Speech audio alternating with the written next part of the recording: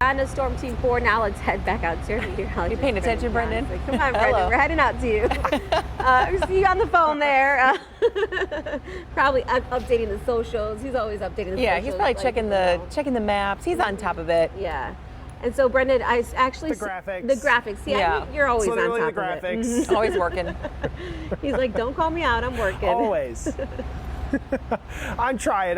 Hey, at least, guys, we do have some cattle walking around here in the Coliseum here behind me. This is going to be the site of the governor's auction here tonight, the Blue Ribbon Auction. At 5 o'clock, they'll do a reception and the auction to follow. So all the exhibitors, just trying to get out a little early. I was over in the cattle barn a bit earlier. All of those cows getting washed this morning for the exhibition here throughout the day. So going to be a lot of excitement here at State Fair Park. Of course, going to probably be one of the hotter weekends of the State Fair this coming weekend. We'll talk to you about that here coming up in just a bit. This morning, though, lingering wildfire smoke. It is still with us across the state of Wisconsin. We also are starting off with a little bit of that patchy fog in some of our low-lying areas this morning. So we have seen some reductions in visibility across parts of the area this morning. Nothing that's too terribly significant, but something to keep in mind as you head out on that Wednesday morning drive. The DNR is still depicting here an unhealthy for sensitive groups category air quality across the state.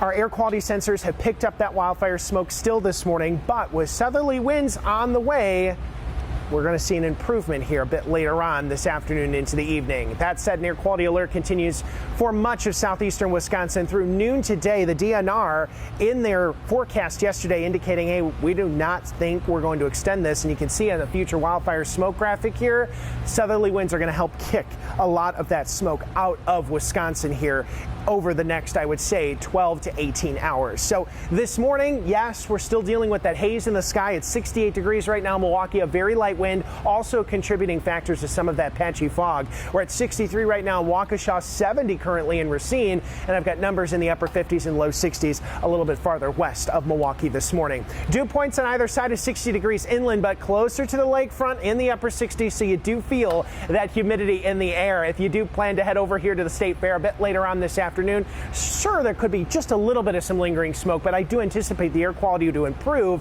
And again, we'll get those temperatures today into the lower 80s, mid 80s, a little bit farther to the west of Milwaukee. Now, over the next couple of days, high pressure is moving eastward. We've been talking about that here over our last couple of morning shows this week. As that happens, more southerly flow is going to usher in more heat and humidity. That leads to increasing chances of showers and even a few thunderstorms. So in the heat of our Thursday and Friday afternoons, we could spark up a shower, a thunderstorm or two. It's not out of the question.